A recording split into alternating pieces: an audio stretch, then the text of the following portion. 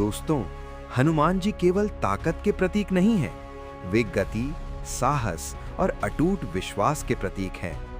शास्त्रों में वर्णन, जैसा कि रामायण में वर्णन मिलता है, हनुमान जी की गति वायु के समान थी। इसीलिए उन्हें पवन पुत्र कहा जाता है, क्योंकि उनके पिता हैं वायुदेव। लेकिन सिर्फ हवा ही नहीं, उनकी रफ्तार मन से भी तेज मानी गई है। मन एक पल में कहीं भी पहुंच सकता है, और कहा गया है कि हनुमान जी की गति मन से भी अधिक तीव्र थी।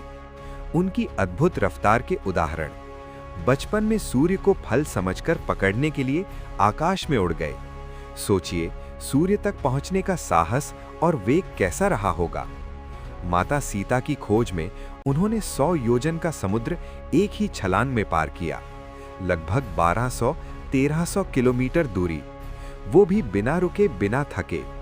जब लक्ष्मण जी मूर्छित हुए तो हिमालय से संजीवनी बूटी लाने के लिए वे रात में ही निकल पड़े।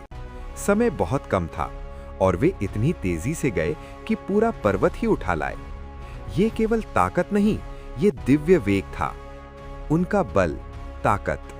हनुमान जी का बल केवल शारीरिक नहीं था, पर्वत उठाने की शक्ति, विशाल और सूक्ष्म रूप धारण करने की क्षमता, राक्षसों को परास्त करने का पराक्रम। लेकिन सबसे बड़ा बल था उनकी भक्ति और श्री राम के प्रति समर्पण। दमदार समापन, ऊंची आवाज में। हनुमान जी की रफ्तार हवा से भी तेज थी, मन से भी तेज थी, और उनका बल पर्वतों से भी भारी था।